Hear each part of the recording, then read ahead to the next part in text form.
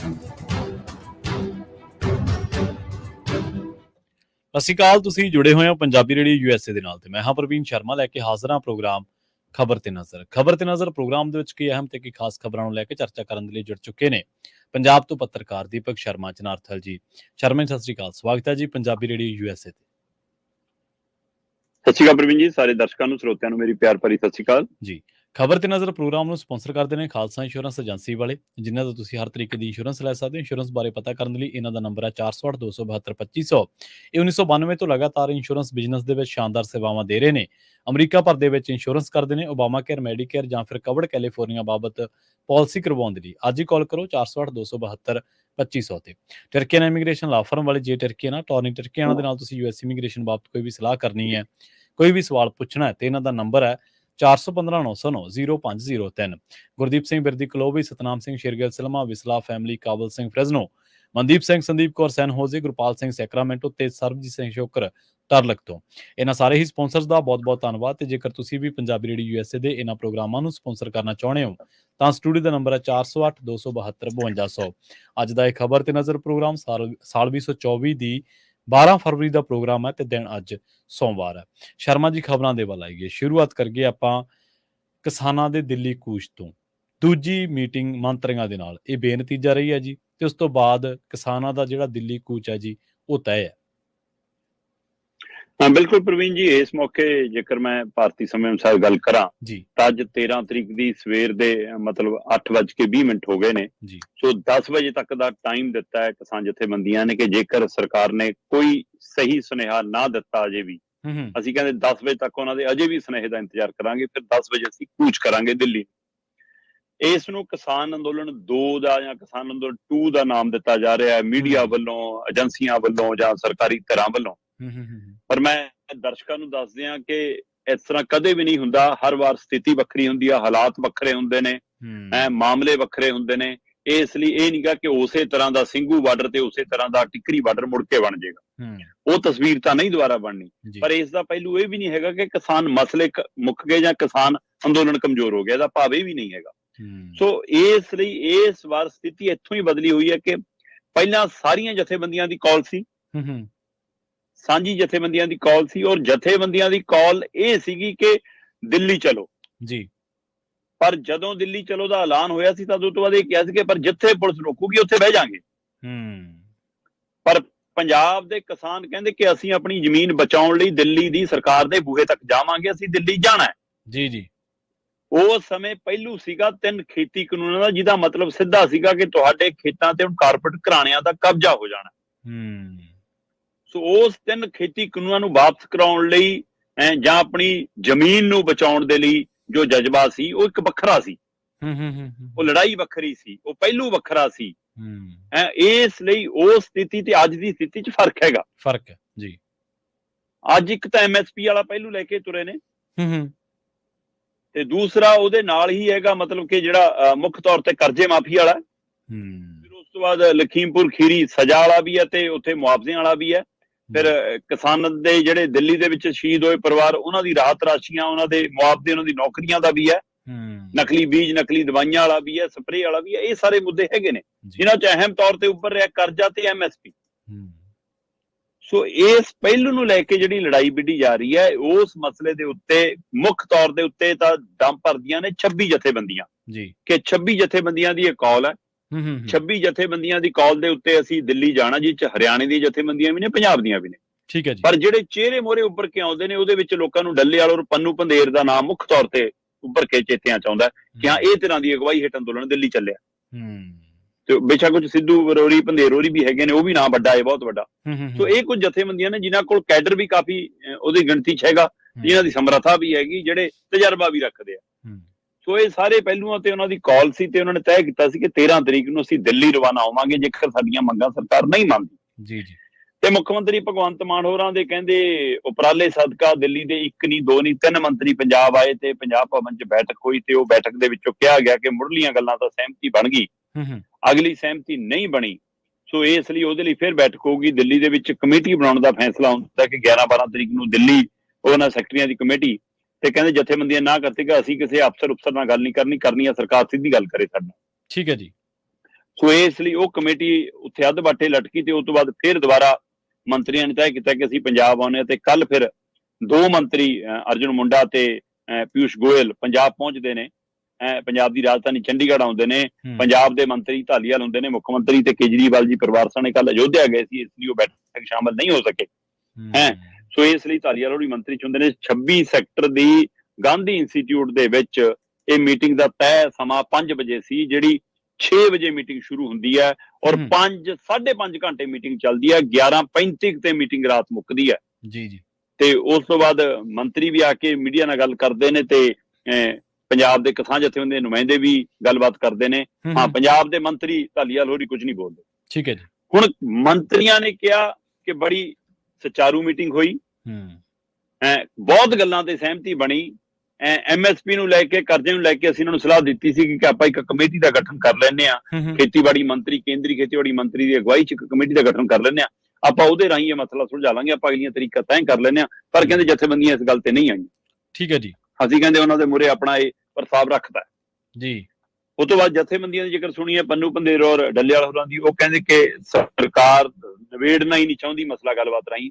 ਸਾਡੀ ਤਾਂ ਕੋਸ਼ਿਸ਼ ਹੈ ਕਿ ਮਸਲਾ ਗੱਲਬਾਤ ਰਾਹੀਂ ਨਿਬੇੜ ਲਵੇ। ਸਰਕਾਰ ਜਿੱਦੀ ਹੈ, ਜਿੱਦ ਤੇ ਅੜੀ ਹੈ, ਤੇ ਇਸ ਲਈ ਕਹਿੰਦੇ ਕਿ ਅਸੀਂ ਦਿੱਲੀ ਕੂਚ ਕਰਾਂਗੇ, ਪਰ ਅਸੀਂ ਸਵੇਰ ਦੇ 10 ਵਜੇ ਤੱਕ ਇੰਤਜ਼ਾਰ ਕਰਾਂਗੇ। ਮੈਨੂੰ ਪਤਾ ਲੱਗ ਰਿਹਾ ਕਿ ਉਧਰ ਪਟਿਆਲੇ ਢੱਡਰੀਆਂ ਵਾਲਿਆਂ ਦੇ ਉੱਥੇ, ਜਾਂ ਦੁੱਖ ਨਿਵਾਰਨ ਸਾਹਿਬ ਉੱਥੇ, ਜਾਂ ਇੱਧਰ ਸ਼੍ਰੀ ਫਤਿਹਗੜ੍ਹ ਸਾਹਿਬ, ਰਾਜਪੁਰਾ, ਉਸ ਸੜਕ ਦੇ ਉੱਤੇ ਟਰੈਕਟਰ ਟਰੈਲੀਆਂ ਵੱਡੀ ਗਿਣਤੀ 'ਚ ਕੱਲ ਦੀਆਂ ਹੀ ਪਹੁੰਚ ਰਹੀਆਂ ਨੇ। ਤੇ ਅੱਜ ਹੁਣ ਉਹ ਪੂਰੀ ਤਿਆਰੀ ਨਾਲ ਨਹਾ ਧੋ ਕੇ ਕਹਿੰਦੇ ਤਿਆਰ ਹੋ ਗਏ ਨੇ। ਮੇਰੀਆਂ ਹੁਣ ਵੀ 3-4 ਮਿੰਟ ਪਹਿਲਾਂ 2-3 ਥਾਵਾਂ ਤੇ ਗੱਲ ਹੋਈ ਆ। ਸੋ ਕਹਿੰਦੇ ਕਿ ਅਸੀਂ ਪੂਰੀ ਤਿਆਰੀ ਨਾਲ ਬੈਠੇ ਆ, ਇਸ਼ਾਰੇ ਦਾ ਇੰਤਜ਼ਾਰ ਆ। ਜਦੋਂ ਕਿ ਕੱਲ ਦੇ ਹੀ ਵੱਡੀ ਗਿਣਤੀ 'ਚ ਨੌਜਵਾਨ ਆਪ ਮਹਾਰੇ ਸ਼ੰਭੂ ਬਾਰਡਰ ਤੇ, ਖਨੌਰੀ ਬਾਰਡਰ ਤੇ ਦਿਖਣੇ ਸ਼ੁਰੂ ਹੋ ਗਏ ਸੀ। ਤੇ ਕਹਿੰਦੇ ਕੁਝ ਨੌਜਵਾਨਾਂ ਨੇ ਆਪ ਮਹਾਰੇ ਵੀ ਕੱਲ ਤੋੜਨ ਦੀ ਕੋਸ਼ਿਸ਼ ਕੀਤੀ ਕਿ ਅਸੀਂ ਬੈਰੀਅਰ ਤੋੜ ਦਈਏ, ਤੇ ਉਸ ਤੋਂ ਬਾਅਦ ਉੱਥੇ ਉਹਨਾਂ ਦੇ ਉੱਤੇ ਅਥਰੂ ਗੈਸ ਦੇ ਗੋਲੇ ਵੀ ਸਿੱਟੇ ਗਏ। ਹੋਰ ਛੱਡੋ, ਡਰੋਨ ਰਾਹੀਂ ਗੋਲੇ ਵੀ ਸਿੱਟੇ। ਠੀਕ ਹੈ ਜੀ। ਔਰ ਪ੍ਰਵੀਨ ਜੀ, ਇਹ ਗੋਲੇ ਉਹ ਨੇ ਜਿਹੜੇ ਨਵੰਬਰ 2020 ਦੀ ਐਕਸਪਾਇਰੀ ਡੇਟ ਵਾਲੇ। ਉਹ ਅੱਛਾ, ਨਵੰਬਰ 2020 ਚ ਐਕਸਪਾਇਰ ਹੋਏ ਨੇ। ਇਹ ਦੇਖੋ ਕਿ ਕਿਵੇਂ ਮਤਲਬ ਕਿ ਇੱਕ ਕਿਸਾਨਾਂ ਦੇ ਹਿੱਤ ਲਈ ਬਣੀ ਚੀਜ਼ ਹਥਿਆਰ ਬਣੀ। ਜਿਹੜੇ ਡਰੋਨ ਦਾ ਤਜਰਬਾ ਇਸ ਪੱਖੋਂ ਕੀਤਾ ਗਿਆ ਸੀ ਕਿ ਇਹ ਖੇਤਾਂ 'ਚ ਦਵਾਈ ਛਿੜਕਣ ਦੇ ਕੰਮ ਆਉਣਗੇ। ਹਾਂਜੀ ਹਾਂਜੀ, ਬਿਲਕੁਲ ਸਹੀ ਹੈ। ਉਹਨਾਂ ਡਰੋਨ ਤੋਂ ਕੱਲ ਕਿਸਾਨਾਂ ਦੇ ਉੱਤੇ ਜਾਂ ਨੌਜਵਾਨਾਂ ਦੇ ਉੱਤੇ ਕੱਲ ਅਥਰੂ ਗੈਸ ਦੇ ਗੋਲੇ ਸਿੱਟੇ ਗਏ, ਤੇ ਉਹ ਅਗਲੇ ਤਾਂ ਰਿਹਰਸਲ ਹੋ ਗਈ ਤੇ ਇੱਧਰ ਤਿਆਰੀ ਹੋ ਗਈ। ਪਾਣੀ ਦੇ ਵਿੱਚ ਵੀ ਕੈਮੀਕਲ ਮਿਲਾਇਆ ਹੋਇਆ, ਵਾਟਰ ਕੈਨਨ ਵਾਲੇ 'ਚ ਉਹ ਵੀ ਪਾਣੀ ਕੈਮੀਕਲ ਵਾਲਾ ਹੈ। ਤੇ ਇੱਧਰ ਡਰੋਨ ਤੋਂ ਰਾਹੀਂ ਜਿਹੜੇ ਜਾਂ ਦੂਸਰੀ ਗੰਨਾਂ ਰਾਹੀਂ ਜਿਹੜੇ ਛੱਡੇ ਗੋਲੇ ਜੀ, ਕਹਿੰਦੇ ਰਿਹਰਸਲ ਕੀਤੀ ਹੈ। 70,000 ਪੁਲਿਸ ਮੁਲਾਜ਼ਮ ਨੇ ਜਿਹੜੇ ਬਾਰਡਰਾਂ ਤੇ ਤੈਨਾਤ ਕੀਤੇ ਨੇ। 70,000 ਦੀ ਗਿਣਤੀ ਹੈ ਜੀ। ਸ਼ੰਭੂ ਬਾਰਡਰ ਹੈ, ਖਨੌਰੀ ਬਾਰਡਰ ਹੈ ਨਾ, ਡੱਬ ਵਾਲੀ ਬਾਰਡਰ ਹੈ, ਹੋਰ ਛੋਟੇ ਛੋਟੇ ਲਿੰਕ ਨੇ। 260-70 ਇਹੀਆਂ ਥਾਵਾਂ ਨੇ ਜਿੱਥੇ ਪੁਲਿਸ ਦੀ ਤੈਨਾਤੀ ਕੀਤੀ ਗਈ ਹੈ। ਤੇ ਇਹਨਾਂ ਦਾ ਇੱਕੋ ਇੱਕ ਹੈ ਕਿ ਇਸ ਵਾਰ ਦਿੱਲੀ ਨਹੀਂ ਜਾਣ ਦੇਣੀ। ਪੂਰਾ ਜ਼ੋਰ ਲੱਗਿਆ ਪਿਆ। ਤੁਸੀਂ ਇਹ ਦੇਖੋ ਕਿ ਥੱਲੇ ਜਿਹੜੀ ਸੀਮੈਂਟ ਦੀਆਂ ਲਿਆ ਕੇ ਉਹ ਥੰਮੀਆਂ ਰੱਖੀਆਂ ਹੈ ਨਾ, ਉਹ ਸਲੈਬਾਂ ਰੱਖੀਆਂ, ਉਹਨਾਂ ਦੇ ਥੱਲੇ ਬਕਾਇਦਾ ਪੱਟ ਕੇ ਮਤਲਬ ਬਜਰੀ ਸੀਮੈਂਟ ਪਾ ਕੇ ਜਿਵੇਂ ਨੀਂਹ ਭਰਦੇ ਆ ਉਵੇਂ ਉਹਦੇ ਵਿੱਚ ਲਿਆ ਕੇ ਉਹ ਕੰਧਾਂ ਵਾਂਗ ਚਿਣੀਆਂ ਨੇ, ਹੈ ਨਾ। ਤੇ ਉੱਪਰ ਉਹਦੇ ਚੱਕਣ ਲਈ ਜਿਹੜੀ ਕਰੇਨ ਚੱਕਦੀ ਹੈ ਜਦੋਂ ਉਹਨਾਂ ਨੂੰ, ਹੈ ਨਾ, ਸਲੈਬਾਂ ਨੂੰ, ਤਾਂ ਉਹਦੇ ਉੱਪਰ ਕੁੰਡੀਆਂ ਲੱਗੀਆਂ ਹੁੰਦੀਆਂ ਆਪਣੀਆਂ ਲੋਹੇ ਦੀਆਂ ਪੱਤੀਆਂ, ਸਰੀਏ ਦੀਆਂ। ਸੋ ਉਹਨਾਂ ਦੇ ਵਿੱਚੋਂ ਸਰੀਏ ਲੰਘਾ ਕੇ ਉਹਨਾਂ ਨੂੰ ਵੈਲਡ ਕੀਤਾ ਗਿਆ। ਠੀਕ ਹੈ। ਤੇ ਉਹਦੇ ਮੂਹਰੇ ਫਿਰ ਸੀਮੈਂਟ ਤੇ ਬਜਰੀ ਦਾ ਉਹ ਪੱਕਾ ਬਣਾ ਕੇ ਉਹਦੇ ਵਿੱਚ ਤਾਰਾਂ ਪੱਕੀਆਂ ਕੀਤੀਆਂ ਗਈਆਂ। ਫਿਰ ਉਹਦੇ ਪਿੱਛੇ ਲੋਹੇ ਦੇ ਬੈਰੀਗੇਟ ਲਾਏ ਨੇ। ਫਿਰ ਉਹਦੇ ਪਿੱਛੇ ਪੁਲਿਸ ਦੀਆਂ 7-7 8-8 ਲੇਅਰ ਖੜਾਈਆਂ ਨੇ ਮੂਹਰੇ, ਜਿਵੇਂ ਜੰਮੂ ਵਾਲੀ ਫੋਰਸ ਹੈ, ਫਿਰ BSF ਹੈ, CRPF ਹੈ, ਫਿਰ ਹਰਿਆਣਾ ਪੁਲਿਸ ਹੈ। ਸੋ ਮਤਲਬ ਇੰਜ ਬਣਾ ਦਿੱਤਾ ਕਿ ਜਿਵੇਂ ਪਾਕਿਸਤਾਨ ਦਾ ਬਾਰਡਰ ਹੋਵੇ ਤੇ ਪੰਜਾਬ ਦੇ ਕਿਸਾਨਾਂ ਨੇ ਦੂਏ ਮੁਲਕ ਦੇ ਵਿੱਚ ਦਾਖਲ ਹੋਣਾ ਹੋਵੇ। ਜਦੋਂ ਜੇ ਸਰਕਾਰ ਨੇ ਤਜਰਬੇ ਤੋਂ ਸਿੱਖਣਾ ਹੁੰਦਾ ਪ੍ਰਵੀਨ ਜੀ, ਤਾਂ ਘੱਟੋ ਘੱਟ ਸਰਕਾਰ ਨੂੰ ਇਹ ਤਾਂ ਪਤਾ ਸੀ ਕਿ ਪਿਛਲੀ ਵਾਰ ਇਹਨਾਂ ਵੱਲੋਂ ਕੋਈ ਹਿੰਸਕ ਵਾਰਦਾਤ ਨਹੀਂ ਹੋਈ ਸੀ। ਬਿਲਕੁਲ ਸਹੀ ਹੈ ਜੀ। ਦਿੱਲੀ ਬੈਠ ਕੇ ਵੀ ਨਹੀਂ ਹੋਈ, ਦਿੱਲੀ ਪਹੁੰਚ ਵੀ ਗਏ। ਤੇ ਜੇਕਰ ਇਸ ਵਾਰ ਰੋਕਾਂ ਨਾ ਆਉਂਦੇ, ਆਰਾਮ ਨਾਲ ਕਹਿੰਦੇ ਕਿ ਆਜੋ ਦਿੱਲੀ ਭਾਈ ਬੈਠੋ। ਪਿਛਲੀ ਵਾਰ ਵੀ ਇਹਨਾਂ ਨੇ ਤਾਂ ਰਾਮਲਾ ਮੈਦਾਨ ਮੰਗਿਆ ਸੀ ਨਾ ਦਿੱਲੀ ਦਾ, ਬਾਅਦ ਚੋਂ ਤੁਸੀਂ ਬਰਾੜੀ ਦੇ ਹੀ ਰਹੇ ਸੀ। ਹਾਂਜੀ, ਪਹਿਲਾਂ ਹੀ ਉਹਨਾਂ ਲਈ ਕਹੋ ਕਿ ਆਓ ਦਿੱਲੀ ਭਾਈ ਬੈਠੋ, ਜਿਹੜੀ ਗੱਲ ਅਸੀਂ ਚੰਡੀਗੜ੍ਹ ਨਹੀਂ ਕਰ ਸਕੇ ਦਿੱਲੀ ਕਰ ਦਾਂਗੇ, ਆਜੋ। ਤੇ ਕਿੰਨਾ ਆਰਾਮ ਨਾਲ ਹੋ ਸਕਦਾ ਸੀ। ਇਹਦੇ ਨਾਲ ਪ੍ਰਸ਼ਾਸਨ ਵੀ ਪਰੇਸ਼ਾਨ, ਲੋਕ ਵੀ ਪਰੇਸ਼ਾਨ, ਸਰਕਾਰੀ ਪੈਸੇ ਦੀ ਦੁਰਵਰਤੋਂ, ਜਿਹੜੀ ਲੋਕਾਂ ਦਾ ਹੀ ਪੈਸਾ ਹੈ, ਤੇ ਜਿਹੜਾ ਉਲਟਾ ਜਾਨ ਮਾਲ ਦਾ ਖਤਰਾ ਖੜਾ ਉਹ ਵੱਖਰਾ ਹੈ। ਕੌਣ ਜ਼ਿੰਮੇਵਾਰ ਹੈ? ਮਤਲਬ ਕੇਂਦਰ ਇੱਕ ਪਾਸੇ ਗੱਲਬਾਤ ਦਾ ਰਾਹ ਖੋਲ ਰਿਹਾ ਤੇ ਦੂਏ ਪਾਸੇ ਇਹੋ ਜੀ ਨਾਕਾਬੰਦੀ ਹੈ। ਕਰਨਾ ਜੇ ਹੱਕ ਹੈ ਤਾਂ ਫਿਰ ਕਰਨ ਦਿਓ ਨਾ। ਬਿਲਕੁਲ ਸਹੀ ਹੈ, ਰੋਕਣਾ ਕਿਉਂ ਹੈ? ਤੇ ਇੱਧਰ ਕਿਸਾਨ ਜਥੇਬੰਦੀਆਂ ਨੂੰ ਵੀ ਸੋਚਣ ਦੀ ਲੋੜ ਹੈ ਕਿ ਤੁਹਾਡਾ ਹੁਣ ਉਹ ਏਕਾ ਪਹਿਲਾਂ ਵਾਲਾ ਕਿਉਂ ਨਹੀਂ ਹੋ ਪਾਇਆ? ਬਿਲਕੁਲ ਸਹੀ, ਉਸ ਸਥਿਤੀ 'ਚ ਨਹੀਂ ਹੈਗੇ। ਤੁਸੀਂ ਇੱਕ ਮੰਚ ਤੇ ਕਿਉਂ ਨਹੀਂ ਆ ਰਹੇ? ਕਿਉਂ? ਬਿਲਕੁਲ MSP ਵਾਲੇ ਪਹਿਲੂ ਦੇ ਉੱਤੇ ਦੋਹਰੀ ਰਾਏ ਆ ਪ੍ਰਵੀਨ ਜੀ ਪੰਜਾਬ 'ਚ। ਅਗਲੇ ਕਹਿੰਦੇ ਸਾਨੂੰ ਤਾਂ 2 ਫਸਲਾਂ ਤੇ ਵੀ ਮਿਲਦਾ, ਬਾਕੀਆਂ ਤੋਂ ਉਹ ਵੀ ਨਹੀਂ ਮਿਲਦਾ ਜੀ। ਜੇ ਸਰਕਾਰ ਨੇ ਇਹ ਕਹਿਤਾ ਕਿ ਠੀਕ ਹੈ ਚੱਕੋ 2 ਫਸਲਾਂ ਤੇ ਪੂਰੇ ਦੇਸ਼ 'ਚ MSP, ਫਿਰ ਪੰਜਾਬ ਤੇ ਹਰਿਆਣੇ ਦਾ ਕੋਟਾ ਮਤਲਬ ਰਹਿ ਜਾਣਾ। ਹਾਂਜੀ ਹਾਂਜੀ, ਇਹ ਵੀ ਸੋਚਣ ਦੀ ਲੋੜ ਆ। 23 ਦੀਆਂ 23 ਫਸਲਾਂ ਤੇ MSP ਪੂਰੇ ਮੁਲਕ ਨੂੰ ਮਿਲੇ, ਇਹਦੇ ਲਈ ਪੂਰੇ ਮੁਲਕ ਦਾ ਕਿਸਾਨ ਉੱਠ ਕੇ ਆਵੇ ਨਾ। ਹਾਂਜੀ ਹਾਂਜੀ ਬਿਲਕੁਲ। ਪਹਿਲੂ ਦੇ ਉੱਤੇ ਕਿ ਇਹ ਵੀ ਕਈ ਮੰਨਣ ਲੱਗੇ ਨੇ ਕਿ ਗੈਰ ਰਾਜਨੀਤਿਕ SKM ਇਹਦੇ ਪਿੱਛੇ ਇੱਕ ਰਾਜਨੀਤੀ ਕਰ ਰਿਹਾ। ਠੀਕ ਹੈ, ਇਹ ਰਾਜਨੀਤੀ ਦਾ ਫਾਇਦਾ ਕਿਸਾਨਾਂ ਨੂੰ ਹੋਏਗਾ, ਇਸ ਰਾਜਨੀਤੀ ਦਾ ਫਾਇਦਾ ਆਮ ਆਦਮੀ ਪਾਰਟੀ ਨੂੰ ਹੋਏਗਾ, ਇਸ ਰਾਜਨੀਤੀ ਦਾ ਫਾਇਦਾ ਕੀ ਕਾਂਗਰਸ ਨੂੰ ਹੋ ਜਾਏਗਾ ਜਾਂ ਭਾਜਪਾ ਇਹਦੇ ਵਿੱਚ ਕੋਈ ਲਾਹ ਕੱਟੇਗੀ। ਲੋਕ ਇਹਦੀਆਂ ਕਿਆਸ ਰਾਈਆਂ ਲਾਉਣ ਲੱਗੇ ਨੇ, ਇਹਦੇ ਮਾਇਨੇ ਕੱਢਣ ਲੱਗੇ ਨੇ। ਪਰ ਆਮ ਕਿਸਾਨ ਹਿੱਤਾਂ ਨੂੰ ਸਮਝਣ ਵਾਲਾ, ਕਿਸਾਨੀ ਮਸਲਿਆਂ ਨੂੰ ਸਮਝਣ ਵਾਲਾ ਉਹ ਟਰੈਕਟਰ ਟਰੈਲੀ ਲੈ ਕੇ ਆ ਗਿਆ ਜੀ। ਉਹ ਇਸ ਨੂੰ ਕਿਸਾਨ ਅੰਦੋਲਨ ਵਜੋਂ ਹੀ ਲੈ ਰਿਹਾ। ਉਹ ਆ ਗਿਆ, ਉਹ ਕੋਈ ਰਾਜਪੁਰੇ ਖੜਾ, ਕੋਈ ਸ੍ਰੀ ਫਤਿਹਗੜ੍ਹ ਸਾਹਿਬ ਖੜਾ, ਕੋਈ ਪਟਿਆਲੇ ਖੜਾ, ਕੋਈ ਖਨੌਰੀ ਖੜਾ, ਕੋਈ ਡੱਬ ਵਾਲੀ ਖੜਾ। ਤੇ ਇਸ ਸਮੇਂ ਉਹਨਾਂ ਨੇ ਟਰੈਲੀਆਂ ਸ਼ੰਭੂ ਬਾਰਡਰ ਕੱਲ ਨੂੰ ਲਿਆਂਦੀਆਂ ਨੇ ਅਗਲੇ ਦਾ। ਸੋ ਪਰ 10 ਵਜੇ ਕਹਿੰਦੇ ਜੀ ਦੇਖਾਂਗੇ ਤੋੜਨੇ ਕਿ ਨਹੀਂ। ਐਕਟੀ ਕਹਿੰਦੇ ਟੀਮਾਂ ਬਣਾਈਆਂ ਨੇ। ਪਤਾ ਲੱਗ ਰਿਹਾ ਕਿ ਕੁਝ ਅਜਿਹੇ ਬਲਡੋਜ਼ਰ ਦਾ ਵੀ ਪ੍ਰਬੰਧ ਕੀਤਾ ਜਾ ਰਿਹਾ ਕਿ ਜਿਹੜੀਆਂ 6-6 ਫੁੱਟ ਦੀਆਂ ਲੋਹੇ ਦੀਆਂ ਸਰੀਆਂ ਵਾਲੀਆਂ ਕਿੱਲਾਂ ਠੋਕੀਆਂ ਨੇ ਨਾ, ਕਿ 4 ਫੁੱਟ ਅੰਦਰ ਸੜਕ ਦੇ ਅੰਦਰ ਤੇ 2 ਫੁੱਟ ਬਾਹਰ ਨੇ, ਹੈ ਨਾ, ਕਿ ਉਹਨਾਂ ਨੂੰ ਪਹਿਲਾਂ ਪਲੇਨ ਕਰੇ ਬਲਡੋਜ਼ਰ, ਫਿਰ ਉਹਦੇ ਉੱਤੇ ਟਿੱਪਰਾਂ ਰਾਹੀਂ ਮਿੱਟੀ ਪਾ ਦਈਏ ਤੇ ਫਿਰ ਟਰੈਕਟਰ ਲੰਘਾ ਲਈਏ। ਸੋ ਇਹੋ ਜਿਹਾ ਵੀ ਸੋ ਉਧਰ। ਪਰ ਉਹ ਕਹਿੰਦੇ ਅਸੀਂ ਅਥਰੂ ਗੈਸ ਦੇ ਗੋਲਿਆਂ ਰਾਹੀਂ, ਅਸੀਂ ਪੁਲਿਸ ਦੀ ਤਾਕਤ ਰਾਹੀਂ, ਅਸੀਂ ਕੋਈ ਵੀ ਹੱਥ ਹਿੱਲਾ ਵਰਤਣਾ ਪਿਆ ਐਕਟੀ ਵਰਤਾਂਗੇ। ਇਸ ਲਈ ਕਹਿੰਦੇ ਕਿ ਐਕਟੀ ਹਰਿਆਣਾ ਸਰਕਾਰ ਇਸ ਜਿੱਦ ਤੇ ਅੜੀ ਹੈ ਕਿ ਅਸੀਂ ਜਾਣ ਨਹੀਂ ਦੇਣਾ। ਪਰ ਹਰਿਆਣਾ ਦੇ ਕਿਸਾਨ ਕਹਿੰਦੇ ਅਸੀਂ ਪਿਛਲੀ ਵਾਰ ਵਾਂਗ ਢਾਲ ਬਣਾਂਗੇ ਪ੍ਰਵੀਨ ਜੀ, ਕਿ ਜੇ ਰੋਕਾਂ, ਵੈਸੇ ਤਾਂ ਕਹਿੰਦੇ ਰੂਟ ਕੀਤਾ ਜਾ ਰਿਹਾ ਕਿ ਪਿੰਡਾਂ ਚੋਂ ਕਿਵੇਂ ਦਾਖਲ ਹੋਇਆ ਜਾ ਸਕਦਾ ਹੈ, ਹੋਰ ਗਲੀਆਂ ਮਹੱਲਿਆਂ ਚੋਂ ਕਿਵੇਂ ਦਾਖਲ ਹੋ ਸਕਦਾ। ਕਹਿੰਦੇ ਲੋੜ ਪਈ ਤਾਂ ਖੇਤਾਂ ਚੋਂ ਰਾਹ ਬਣਾ ਲਿਆਂਗੇ। ਉਹ ਅੱਛਾ, ਹਾਈਵੇ ਪਰ ਇਸ ਲਈ ਕਹਿੰਦੇ ਕਿ ਹਾਂ, ਕਿ ਹਾਈਵੇ ਛੱਡ ਕੇ ਖੇਤਾਂ ਚੋਂ ਰਾਹ ਬਣਾਵਾਂਗੇ। ਇਸੇ ਲਈ ਕੱਲ ਮੈਨੂੰ ਪਤਾ ਲੱਗ ਰਿਹਾ ਸੀ ਕਿ ਸਰਸਾ 'ਚ, ਫਤਿਆਬਾਦ 'ਚ, ਡੱਬ ਵਾਲੀ ਖੇਤਰ 'ਚ, ਖਨੌਰੀ ਦੇ ਨਾਲ ਦੇ ਲੱਗਦਿਆਂ 'ਚ ਸੜਕਾਂ ਦੇ ਆਲੇ ਦੁਆਲੇ ਵੀ ਖਾਈਆਂ ਪੁੱਟਦੀਆਂ। ਉਹ ਅੱਛਾ, ਕਿ ਤਾਂ ਕਿ ਥੱਲੇ ਵੀ ਟਰੈਕਟਰ ਨਾ ਲੰਘ ਸਕੇ। ਘੱਗਰ ਨੂੰ ਪੂਰੀ ਤਰ੍ਹਾਂ ਪੁੱਟਤਾ ਤਾਂ ਕਿ ਘੱਗਰ ਦੇ ਵਿੱਚੋਂ ਨਾ ਲੰਘ ਜਾਣ ਟਰੈਕਟਰ ਟਰੈਲੀਆਂ, ਹੈ ਨਾ। ਇੱਕ ਪੁਰਾਣਾ ਪੁਲ ਸੀ ਉਹ ਤੋੜਤਾ। ਤੇ CID ਦੀ ਰਿਪੋਰਟ ਨੇ ਬਹੁਤ ਡਰਾਇਆ। CID ਦੀ ਰਿਪੋਰਟ ਤਾਂ ਇਹ ਵੀ ਕਹਿੰਦੀ ਹੈ ਕਿ ਇਹ ਇਸ ਵਾਰ ਮਤਲਬ ਕਿ ਪ੍ਰਧਾਨ ਮੰਤਰੀ ਅਮਿਤ ਸ਼ਾਹ ਦੇ ਘਰ ਮੂਹਰੇ ਵੀ ਕੁਝ ਕਿਸਾਨ ਚੁੱਪਚਾਪ ਪਹੁੰਚ ਸਕਦੇ ਨੇ। ਇਸ ਲਈ ਦਿੱਲੀ ਦੇ ਰੇਲਵੇ ਸਟੇਸ਼ਨ ਤੇ, ਦਿੱਲੀ ਦੇ ਬੱਸ ਅੱਡੇ ਤੇ, ਇਹਨਾਂ ਮੈਟਰੋ ਸਟੇਸ਼ਨਾਂ ਤੇ ਵੀ ਪੰਜਾਬ ਕੰਨਿਓ ਆਉਂਦੇ ਹਰ ਵਿਅਕਤੀ ਨੂੰ ਚੈੱਕ ਕੀਤਾ ਜਾ ਰਿਹਾ ਜੀ। ਸੋ ਇਹ ਸਾਰੀ ਸਥਿਤੀ 2024 ਦੀਆਂ ਚੋਣਾਂ ਤੋਂ ਪਹਿਲਾਂ ਗੈਰ ਰਾਜਨੀਤਿਕ SKM ਔਰ ਪੰਨੂ ਪੰਧੇਰੋਂ ਵੱਲੋਂ ਦਿੱਲੀ ਕੂਚ ਦਾ ਫੈਸਲਾ ਕਿ ਸਰਕਾਰੀ ਬੈਠਕ ਬੇਨਤੀਜਾ ਤੇ ਅਸੀਂ ਦਿੱਲੀ ਜਾਵਾਂਗੇ ਤੇ ਬੈਰੀਕੇਡ ਤੋੜਾਂਗੇ, ਉਹਦੀ ਤਿਆਰੀ ਹੈ। ਸੋ ਉਸ ਦੇ ਵਿੱਚ ਕਿਹਦਾ ਨਫਾ ਕਿਹਦਾ ਨੁਕਸਾਨ ਹੈ, ਕਿਸਾਨੀ ਲਈ ਕੀ ਲੈ ਕੇ ਮੁੜਨਗੇ, ਇਸ ਪਹਿਲੂ ਦੇ ਉੱਤੇ ਵੀ ਚਰਚਾ ਹੈਗੀ ਹੈ। ਤੇ ਕਿਤੇ ਇਹ ਇੱਕ ਨਵੀਂ ਕੋਈ ਜੰਗ ਨਾ ਸ਼ੁਰੂ ਹੋ ਜਾਵੇ ਦਾ ਫਿਕਰ ਵੀ ਹੈਗਾ ਪ੍ਰਵੀਨ ਜੀ। ਪਰ ਸਰਕਾਰ ਨੇ ਜਿਸ ਕਦਰ ਰੋਕਾਂ ਲਾਈਆਂ, ਜਿਸ ਕਦਰ ਬੈਰੀਕੇਡ ਲਾਏ ਨੇ, ਇਹ ਉਹ ਸੰਕੇਤ ਕਰਦਾ ਕਿ ਸਰਕਾਰ ਗੱਲਬਾਤ ਰਾਹੀਂ ਫਿਰ ਮਸਲਾ ਹੱਲ ਹੀ ਨਹੀਂ ਕਰਨਾ ਚਾਹੁੰਦੀ। ਨਹੀਂ ਤਾਂ ਉਹ ਰਾਹ ਖੋਲ ਕੇ ਰੱਖਦੀ ਕਿ ਕੋਈ ਨਾ ਇੱਥੇ ਨਹੀਂ ਨਿਬੜੀ ਤਾਂ ਦਿੱਲੀ ਆ ਜਾਓ, ਹੈ ਨਾ। ਪਰ ਸਰਕਾਰ ਜਿਹੜੀਆਂ ਰੋਕਾਂ ਲਾ ਰਹੀ ਹੈ ਦਾ ਮਤਲਬ ਆਪਣੀ ਰਾਜਧਾਨੀ ਦੇ ਵਿੱਚ ਆਪਣੇ ਹੀ ਲੋਕਾਂ ਨੂੰ ਆਉਣ ਤੋਂ ਜਿਹੜਾ ਰੋਕ ਰਹੀ ਆ, ਇਹ ਸਹੀ ਤਰੀਕਾ ਨਹੀਂ ਹੈ। ਇਸ ਨੂੰ ਲੈ ਕੇ ਬਾਕੀ ਜਥੇਬੰਦੀਆਂ ਨੇ ਵੀ ਰੋਸ ਪ੍ਰਗਟਾਇਆ ਕਿ ਜੇਕਰ ਏਦਾਂ ਧੱਕੇਸ਼ਾਹੀ ਹੋਈ ਫਿਰ ਅਸੀਂ ਵੀ ਦਿੱਲੀ ਕੂਚ ਕਰ ਸਕਦੇ ਹਾਂ। ਵੈਸੇ 16 ਨੂੰ ਬੰਦ ਦੀ ਕਾਲ ਕੀਤੀ ਹੋਈ ਹੈ ਉਹਨਾਂ ਨੇ, ਬਾਕੀ ਸਾਰੀਆਂ ਜਥੇਬੰਦੀਆਂ ਨੇ, ਤੇ ਕਹਿੰਦੇ ਜੇ ਲੋੜ ਪਈ ਅਸੀਂ ਵੀ ਆਵਾਂਗੇ ਫਿਰ ਦਿੱਲੀ। ਸ਼ਰਮਾ ਜੀ, ਜਿਹੜੇ ਨਿਆਂ ਪਸੰਦ ਲੋਕ ਨੇ ਉਹ ਲੋਕਾਂ ਦੇ ਸੰਘਰਸ਼ ਨਾਲ ਹੀ ਖੜਦੇ ਨੇ, ਕਿਉਂਕਿ ਸੱਤਾ ਕੋਲੇ ਤਾਂ ਬਹੁਤ ਕੁਛ ਹੈ ਨਾ। ਸੱਤਾ ਕੋਲੇ ਤਾਂ ਉਹ ਤਾਂ ਸਮਰੱਥ ਹੈ, ਸੱਤਾ ਤਾਂ ਸਮਰੱਥ ਉਹਨੂੰ ਕਿਹਾ ਜਾਂਦਾ ਕਿ ਉਹਦਾ ਸਮਰੱਥ ਹੈ। ਬਹੁਤ ਲੋਕ ਲਹਿਰਾਂ, ਲੋਕ ਸੰਘਰਸ਼ਾਂ ਦੇ ਉੱਤੇ ਜਿਹੜੀ ਉਹਨਾਂ ਦੀ ਅਗਵਾਈ ਹੁੰਦੀ ਹੈ ਜਾਂ ਜਿਹੜੇ ਉਹਨਾਂ ਨੂੰ ਅੱਗੇ ਲਿਜਾਣ ਦਾ ਜਿਹੜਾ ਢੰਗ ਹੁੰਦਾ, ਉਹ ਬਹੁਤ ਸਾਰੀ ਸਵਾਲਾਂ ਦੇ ਘੇਰੇ ਦੇ ਵਿੱਚ ਆਉਂਦਾ। ਸਵਾਲਾਂ ਦੇ ਘੇਰੇ ਦੇ ਵਿੱਚ ਜਿਹੜੀਆਂ ਚੀਜ਼ਾਂ ਆਉਂਦੀਆਂ, ਉਹਨਾਂ ਸ਼ੰਕਿਆਂ ਨੂੰ ਦੂਰ ਕਰਨਾ ਉਹਨਾਂ ਆਗੂਆਂ ਦੀ ਜ਼ਿੰਮੇਵਾਰੀ ਹੈ, ਔਰ ਨਾ ਕਿ ਸਿਰਫ ਨੈਤਿਕ ਬਲਕਿ ਸਮੂਹਿਕ ਜ਼ਿੰਮੇਵਾਰੀ ਹੈ ਲੋਕਾਂ ਦੇ ਜਿਹੜੇ ਤੌਖਲੇ ਦੂਰ ਕੀਤੇ ਜਾਣ। ਜਿਹੜੀ ਤੁਸੀਂ ਚਰਚਾ ਕੀਤੀ ਸੀ ਨਾ MSP ਨੂੰ ਲੈ ਕੇ ਖਦਸ਼ੇ ਦੀ, ਉਹਨੂੰ ਇਸ ਪੱਖ ਤੋਂ ਵੀ ਦੇਖਿਆ ਜਾ ਸਕਦਾ ਕਿ ਕਿਤੇ ਉਹ ਕੇਂਦਰ ਲਈ ਅੱਗੇ ਜਾ ਕੇ ਬਹੁਤ ਵੱਡਾ ਪੱਤਾ ਨਾ ਸਾਬਤ ਹੋ ਜਾਵੇ।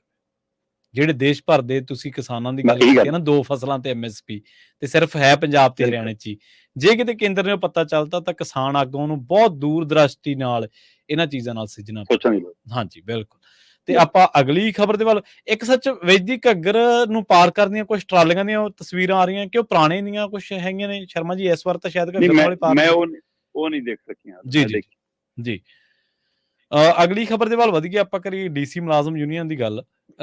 ਹੜਤਾਲ ਤੇ ਚਲੇ ਗਏ ਨੇ ਕਿ ਸਾਰੇ ਪੰਜਾਬ 'ਚ ਹੈ, ਤੇ ਦੂਜਾ ਰਜਿਸਟਰੀਆਂ ਸਣੇ ਸਾਰੇ ਕੰਮ ਰੁਕ ਗਏ ਜੀ, ਪ੍ਰਸ਼ਾਸਨਿਕ ਕੰਮ ਜਿੰਨੇ ਵੀ ਆ। ਪ੍ਰਵੀਨ ਜੀ, ਤਰਨਤਾਰਨ ਦੇ ਵਿੱਚ ਜਿਹੜੇ ਡੀਸੀ ਇੰਪਲਾਈਜ਼ ਯੂਨੀਅਨ ਦੇ ਮੁਲਾਜ਼ਮ ਨੇ ਜਾਂ ਡੀਸੀ ਦਫ਼ਤਰ ਦੇ ਵਿੱਚ ਪਟਵਾਰਖਾਨੇ 'ਚ ਉੱਥੇ ਸਾਰੇ ਜਿਹੜੇ ਇੰਪਲਾਈਜ਼ ਕੰਮ ਕਰਦੇ ਨੇ, ਉਹਨਾਂ ਨੇ ਹੜਤਾਲ ਦੀ ਪਹਿਲ ਕੀਤੀ ਤੇ ਉਹਦੇ ਨਾਲ ਫਿਰ ਬਾਕੀ ਜ਼ਿਲ੍ਹਿਆਂ ਦੇ ਜੁੜਦੇ ਗਏ ਜੀ। ਸੋ ਇਸ ਲਈ 14 ਤੱਕ ਇਹ ਹੜਤਾਲ ਦੇ ਉੱਤੇ ਚਲੇ ਗਏ ਨੇ। ਮਤਲਬ ਕੱਲ 12 ਤਰੀਕ ਸੀ, 12 ਤਰੀਕ ਦੀ ਹੜਤਾਲ ਹੋ ਗਈ, 13 ਦੀ ਹੋ ਗਈ, 14, 3 ਦਿਨਾਂ ਦੀ ਹੜਤਾਲ ਜੇਕਰ ਹੋ ਜਾਂਦੀ ਆ ਤਾਂ ਇੱਥੋਂ ਅੰਦਾਜ਼ਾ ਲਾ ਲਓ ਕਿ ਜੇਕਰ ਵੀਰਵਾਰ ਤੱਕ ਹੜਤਾਲ, ਅੱਜ ਮੰਗਲਵਾਰ ਹੈ, ਜੇ ਬੁੱਧਵਾਰ ਤੱਕ ਹੜਤਾਲ ਰਹਿੰਦੀ ਹੈ ਤਾਂ ਵੀਰ ਸ਼ੁੱਕਰ 2 ਦਿਨ ਫਿਰ ਕੰਮ ਦੇ ਨੇ, ਫਿਰ ਅੱਗੇ ਸ਼ਨੀ ਐਤਵਾਰ ਆ ਜਾਣਾ।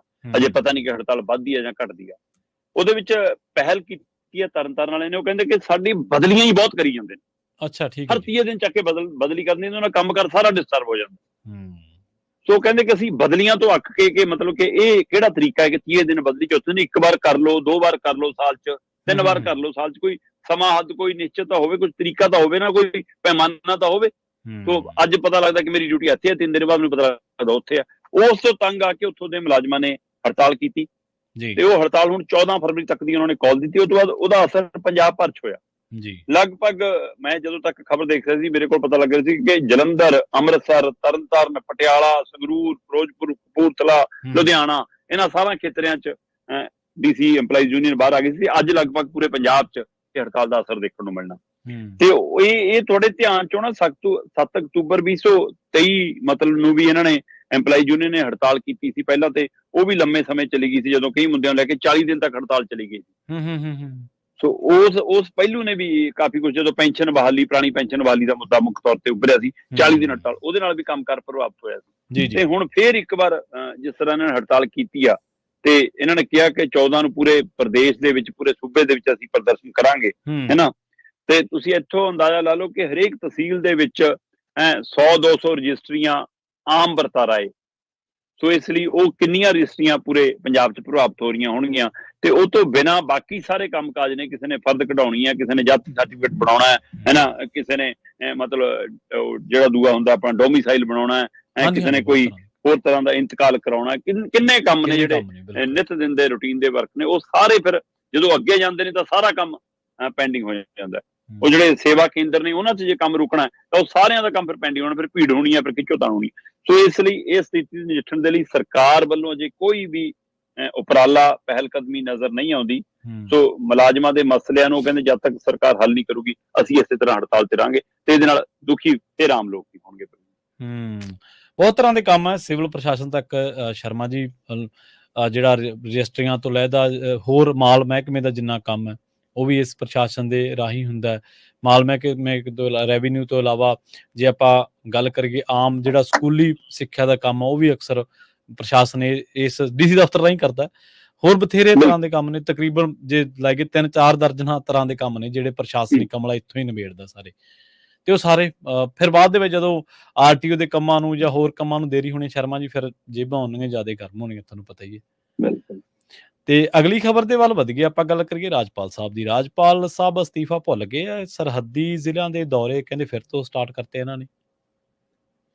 ਪ੍ਰਵੀਨ ਜੀ, ਜਦੋਂ ਅਮਿਤ ਸ਼ਾਹ ਨੂੰ ਮਿਲ ਕੇ ਆਏ ਸੀ ਰਾਜਪਾਲ ਬਨਵਾਰੀ ਲਾਲ ਪੁਰੋਹਿਤ, ਤੇ ਉਹ ਤੋਂ ਅਗਲੇ ਦਿਨ ਆ ਕੇ ਇਹਨਾਂ ਨੇ ਅਸਤੀਫਾ ਦੇ ਦਿੱਤਾ ਸੀ। ਤਦ ਚਰਚਾ ਰਾਜਨੀਤਿਕ ਗਲਿਆਰਿਆਂ 'ਚ ਵੀ ਔਰ ਪੰਜਾਬ 'ਚ ਚੱਲੀ ਸੀ ਕਿ ਸ਼ਾਇਦ ਅਸਤੀਫਾ ਕੇਂਦਰ ਨੇ ਮੰਗ ਲਿਆ ਇਹਨਾਂ ਤੋਂ, ਸ਼ਾਇਦ ਕੇਂਦਰ ਸਰਕਾਰ ਨੇ ਇਹਨਾਂ ਤੋਂ ਅਸਤੀਫੇ ਦੀ ਮੰਗ ਕੀਤੀ, ਇਸ ਲਈ ਅਸਤੀਫਾ ਆਉਂਦੇ ਹੀ ਇਹਨਾਂ ਨੇ ਦੇਤਾ। ਪਰ ਉਹ ਤੋਂ ਬਾਅਦ ਰਾਸ਼ਟਰਪਤੀ ਵੱਲੋਂ ਜਦੋਂ ਮਨਜ਼ੂਰ ਨਹੀਂ ਹੋਇਆ ਤੇ 2 ਦਿਨਾਂ ਬਾਅਦ ਇਹ ਪਤਾ ਲੱਗਣ ਲੱਗਾ ਕਿ ਇੱਕ ਪਾਸੇ ਸਮਾਨ ਬਣ ਰਹੇ ਨੇ ਤੇ ਦੂਏ ਪਾਸੇ ਆਪਣੇ ਜਿਹੜੇ ਤੈਅ ਪ੍ਰੋਗਰਾਮ ਨੇ ਉਹ ਅਟੈਂਡ ਕਰ ਰਹੇ ਨੇ।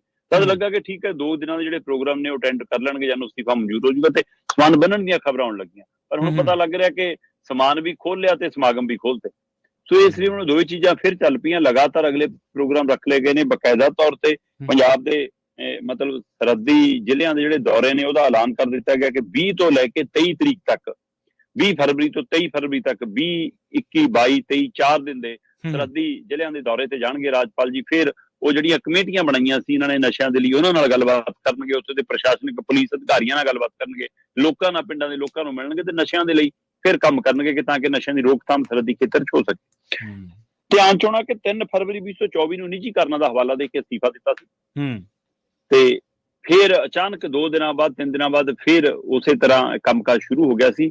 ਪਰ ਹੁਣ ਜਿਵੇਂ ਇੱਕਦਮ ਫਿਰ ਸਰਗਰਮੀ ਫੜੀ ਹੈ, ਤਦ ਸੀਗਾ ਕਿ ਰੂਟੀਨ 'ਚ ਕੋਈ ਕੰਮ ਨੇ, ਫਾਈਲਾਂ ਦੇ ਕੰਮ ਨੇ, ਮਿਲਣ ਗਿਲਣ ਦੇ ਕੰਮ ਨੇ, ਉਹ ਚੱਲਦੇ ਰਹਿਣਗੇ। ਪਰ ਜਿਸ ਤਰ੍ਹਾਂ ਹੁਣ ਦੌਰਿਆਂ ਦਾ ਪ੍ਰੋਗਰਾਮ ਬਣਾਇਆ, ਉਹ ਤੋਂ ਸਾਫ਼ ਹੋ ਗਿਆ ਕਿ ਹੁਣ ਅਸਤੀਫੇ ਵਾਲੀ ਗੱਲ ਤਾਂ ਭੁੱਲ ਗਏ, ਅਸਤੀਫਾ ਤਾਂ ਹੋ ਗਿਆ ਲਾਂਭੇ ਜੀ। ਕਿਉਂਕਿ ਜਾਂ ਤਾਂ ਪ੍ਰਵੀਨ ਜੀ ਇਹ ਹੈ ਕਿ ਕੇਂਦਰ ਚਾਹੁੰਦਾ ਕਿ ਬਨਵਾਰੀ ਲਾਲ ਪੁਰੋਹਿਤ ਹੀ ਸਾਡੇ ਬਣੇ ਰਹਿਣ, ਕਿਉਂਕਿ ਅਸੀਂ ਇਹਨਾਂ ਦੇ ਹਿਸਾਬ ਨਾਲ ਜੋ ਕਹਿਣਾ ਕਰਨਾ ਕਰਾ ਲੈਂਦੇ ਆ, ਜਾਂ ਉਹਨਾਂ ਨੂੰ ਅਜੇ ਤੱਕ ਬਨਵਾਰੀ ਲਾਲ ਪੁਰੋਹਿਤ ਦਾ ਬਦਲ ਨਹੀਂ ਲੱਭ ਰਿਹਾ, ਇੱਕ ਤਾਂ ਇਹਦਾ ਬਦਲ ਨਹੀਂ ਲੱਭ ਸਕੇ। ਠੀਕ ਹੈ। ਤੇ ਦੂਸਰਾ ਇਹ ਵੀ ਹੈ ਕਿ ਜਿਹੜਾ ਕੰਮ ਅਧੂਰਾ ਰਹਿ ਗਿਆ ਸੀ ਚੰਡੀਗੜ੍ਹ 'ਚ ਨਗਰ ਨਿਗਮ ਵਾਲਾ, ਬੇਸ਼ੱਕ ਭਾਜਪਾ ਜਿੱਤ ਗਈ ਪਰ ਨਾਲ ਬਦਨਾਮੀ ਖੱਟ ਗਈ, ਸ਼ਾਇਦ ਉਸ ਅਧੂਰੇ ਕਾਰਜ ਨੂੰ ਮਤਲਬ ਕਿ ਜਿੱਤ ਤਾਂ ਲਏ ਪਰ ਲੋਕਾਂ ਦੀ ਨਜ਼ਰ 'ਚ ਮਤਲਬ ਕਿ ਧੋਖਾ ਹੈ ਤੇ ਭਾਜਪਾ ਦੀ ਨਜ਼ਰ 'ਚ ਅਧੂਰੀ ਜਿੱਤ ਹੈ। ਸੋ ਉਸ ਨੂੰ ਹੋ ਸਕਦਾ ਬਨਵਾਰੀ ਲਾਲ ਪੁਰੋਹਿਤ ਹੁਣ ਪੂਰਾ ਕਰ ਦੇਣ, ਕਿਉਂਕਿ ਅਰਵਿੰਦ ਕੇਜਰੀਵਾਲ ਨੇ ਐਲਾਨ ਕਰਤਾ ਕਿ ਅਸੀਂ ਪੰਜਾਬ 'ਚ, ਹਰਿਆਣਾ 'ਚ, ਦਿੱਲੀ 'ਚ, ਚੰਡੀਗੜ੍ਹ 'ਚ ਕੱਲਿਆਂ MP ਦੀਆਂ ਚੋਣਾਂ ਲੜਾਂਗੇ। ਠੀਕ ਹੈ ਜੀ।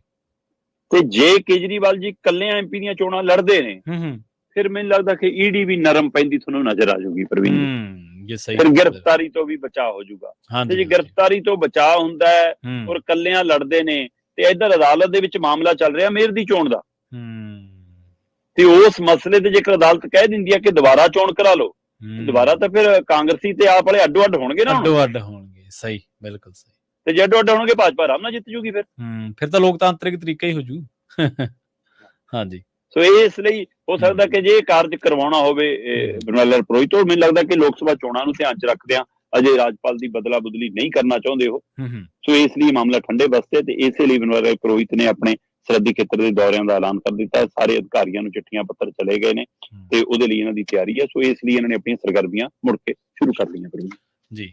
ਤੇ ਜਾਂਦਿਆਂ ਦੀ ਗੱਲ ਕਰੀਏ ਭਾਨਾ ਸਿੱਧੂ ਦੀ ਰਿਹਾਈ ਦੇ ਬਾਰੇ, ਸ਼ਰਮਾ ਜੀ, ਭਾਨਾ ਸਿੱਧੂ ਰਿਹਾ ਹੋ ਗਿਆ, ਬਾਹਰ ਆ ਕੇ ਉਹਨੇ ਕਈ ਗੱਲਾਂ ਕਹੀਆਂ ਨੇ। ਵਿੱਚ ਦੀ ਇੱਕ ਗੱਲ ਇਹ ਵੀ ਕਹੀ ਹੈ ਕਿ ਜਦੋਂ ਆਮ ਆਦਮੀ ਪਾਰਟੀ ਆਈ ਸੀ ਤੇ ਮੈਂ ਬਰਨਾਲੇ ਦੇ ਵਿੱਚ ਇਹਨਾਂ ਦਾ ਦਫ਼ਤਰ ਖੋਲ੍ਹਣ ਵਾਲਾ ਪਹਿਲਾ ਬੰਦਾ ਸੀ, ਮੈਂ ਕਲੇਮ ਕੀਤਾ ਉਹਨੇ। ਹਾਲਾਂਕਿ ਇਹਦੇ ਵਿੱਚ ਕਿੰਨੀ ਸੱਚਾਈ ਹੈ ਜਾਂ ਨਹੀਂ ਹੈ ਉਹ ਇੱਕ ਵੱਖਰੀ ਗੱਲ ਹੈ, ਪਰ ਉਹਨੇ ਕਲੇਮ ਕੀਤਾ। ਪਰ ਉਹਨੇ ਹੋਰ ਵੀ ਬਥੇਰੀਆਂ ਗੱਲਾਂ ਸ਼ਰਮਾ ਜੀ ਕਹੀਆਂ ਨੇ।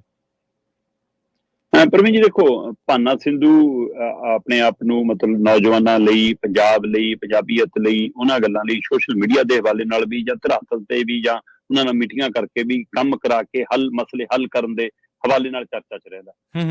ਸੋ ਪਰ ਜਿਸ ਤਰ੍ਹਾਂ ਉਹ ਸੋਸ਼ਲ ਮੀਡੀਆ ਤੇ ਐਕਟਿਵ ਰਹਿੰਦੇ ਆ, ਉਹਦੀ ਬੋਲ ਚਾਲ, ਉਹਦਾ ਅੰਦਾਜ਼, ਉਹਨੂੰ ਲੈ ਕੇ ਕਹਿੰਦੇ ਸਰਕਾਰ ਉਹ ਤੋਂ ਔਖੀ ਹੋ ਗਈ। ਤੇ ਸਰਕਾਰ ਇਸੇ ਗੱਲ ਤੋਂ ਜੇਕਰ ਔਖੀ ਸੀ ਤਾਂ ਉਹਦਾ ਤਰੀਕਾ ਕੀ ਇਹੀ ਸੀ। ਇਹ ਤਰੀਕਾ ਸਰਕਾਰੀ ਤਰੀਕਾ ਹੁੰਦਾ, ਸਰਕਾਰਾਂ ਦਾ ਇਹ ਵਤੀਰਾ ਹੋਣਾ ਚਾਹੀਦਾ ਹੈ। ਸਰਕਾਰਾਂ ਇਸ ਲਈ ਹੁੰਦੀਆਂ ਕਿ ਉਹ ਇਸ ਤਰ੍ਹਾਂ ਤਸ਼ੱਦਦ ਵੀ ਢਾਉਣ, ਤੇ ਜਿਹੜਾ ਹਵਾਲਾ ਦਿੱਤਾ ਜਾ ਰਿਹਾ ਭਾਨਾ ਸਿੱਧੂ ਦੇ ਸਮਰਥਕਾਂ ਵੱਲੋਂ ਵੀ, ਉਹਦੇ ਨੇੜਲਿਆਂ ਵੱਲੋਂ ਵੀ, ਤੇ ਹੁਣ ਖੁਦ ਭਾਨਾ ਸਿੱਧੂ ਵੱਲੋਂ ਵੀ, ਕਿ ਮੈਨੂੰ ਬਰਫ਼ ਤੇ ਵੀ ਲਟਾਇਆ, ਮੈਨੂੰ ਨੰਗਾ ਵੀ ਕੀਤਾ, ਮੇਰੇ ਨਾਲ ਕੁੱਟਮਾਰ ਵੀ ਕੀਤੀ, ਮੇਰੇ ਤੋਂ ਮਾਫੀਆਂ ਮੰਗਾਉਣ ਦੇ ਵੀ ਦਮ ਭਰੇ, ਤੇ ਮੇਰੀ ਵੀਡੀਓ ਵੀ ਬਣਾਈ, ਤੇ ਉਹ ਕਹਿੰਦਾ ਮੇਰੇ ਕੋਲ ਸਾਰੇ ਸਬੂਤ ਨੇ, ਮੈਂ ਸਾਰੇ ਸਬੂਤ ਜਨਤਕ ਕਰੂੰਗਾ, ਜਨਤਾ ਸਾਹਮਣੇ ਹੀ।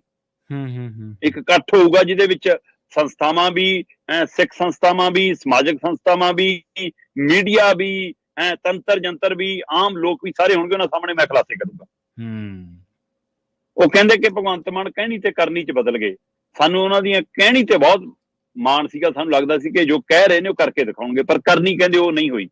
ਕਹਿੰਦੇ ਮੈਂ ਉਹਨਾਂ ਲੋਕਾਂ 'ਚੋਂ ਆ ਜਿਹੜੇ ਬੂਥ ਲਾਉਂਦੇ ਰਹੇ ਨੇ ਭਗਵੰਤ ਮਾਨ ਦੇ ਲਈ, ਮੈਂ ਉਹਨਾਂ ਲੋਕਾਂ 'ਚੋਂ ਜਿਹੜੇ ਇਹਦੇ ਬਦਲਾਅ ਦੇ ਝੰਡੇ ਚੱਕ ਕੇ ਤੁਰਦੇ ਰਹੇ ਨੇ। ਸੋ ਕਹਿੰਦੇ ਕਿ ਮੈਂ ਇਹਦਾ ਝੋਲਾ ਵੀ ਚੁੱਕਿਆ ਤੇ ਮੈਂ ਇਹਦੇ ਲਈ ਕੰਮ ਵੀ ਕੀਤਾ, ਤੇ ਪਰ ਅੱਜ ਜਦੋਂ ਇਹ ਪੰਜਾਬ ਨਾਲ ਧੋਖਾ ਕਰਦਾ ਤਾਂ ਮੈਂ ਤਾਂ ਬੋਲਿਆ ਤੇ ਮੈਨੂੰ ਉਹਦਾ ਨਤੀਜਾ ਮਿਲਿਆ।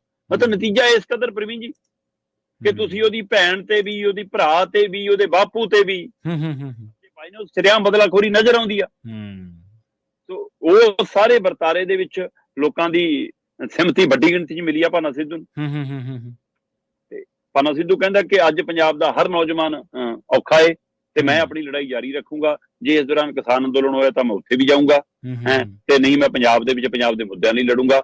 ਸੋ ਹੁਣ ਇਸ ਤੋਂ ਅਗਲਾ ਸਰਕਾਰ ਦਾ ਕਦਮ ਕੀ ਹੋਊਗਾ, ਇਹਦੇ ਉੱਤੇ ਵੀ ਸਭ ਦੀ ਨਜ਼ਰ ਹੈਗੀ ਆ ਕਿ ਸਰਕਾਰ ਇਸ ਗਲਤੀ ਤੋਂ ਬਾਅਦ ਆਪਣੀ ਗਲਤੀ ਦਰੁਸਤ ਕਰ ਲੇਗੀ ਜਾਂ ਜੇ ਹੋਰ ਗਲਤੀਆਂ ਕਰੇਗੀ। ਜੀ ਬਿਲਕੁਲ ਸਵਾਲ ਦੇ ਨਾਲ ਹੀ ਆਪਾਂ ਸਵਾਲ ਛੱਡ ਦਿੰਦੇ ਹਾਂ ਨਾਲੇ ਪ੍ਰੋਗਰਾਮ ਦੀ ਸਮਾਪਤੀ ਸ਼ਰਮਾ ਜੀ ਇੱਥੇ ਹੀ ਕਰ ਦਿੰਦੇ ਹਾਂ। ਸ਼ਰਮਾ ਜੀ, ਇਹਨਾਂ ਖਾਸ ਖਬਰਾਂ ਤੇ ਖਾਸ ਜਾਣਕਾਰੀਆਂ ਦੇ ਲਈ ਤੁਹਾਡਾ ਬਹੁਤ-ਬਹੁਤ ਧੰਨਵਾਦ ਜੀ। ਬਹੁਤ ਸ਼ੁਕਰੀਆ ਜੀ। ਪ੍ਰੋਗਰਾਮ ਖਬਰ ਤੇ ਨਜ਼ਰ ਨੂੰ ਆਪਾਂ ਇੱਥੇ ਹੀ ਸਮਾਪਤ ਕਰਾਂਗੇ। ਤੁਹਾਡਾ ਸਾਰਿਆਂ ਦਾ ਵੀ ਬਹੁਤ ਧੰਨਵਾਦ। ਜੁੜੇ ਰਹੋ ਪੰਜਾਬੀ ਰੇਡੀਓ USA ਦੇ ਨਾਲ। ਬਹੁਤ-ਬਹੁਤ ਧੰਨਵਾਦ। ਸਤਿ ਸ਼੍ਰੀ ਅਕਾਲ।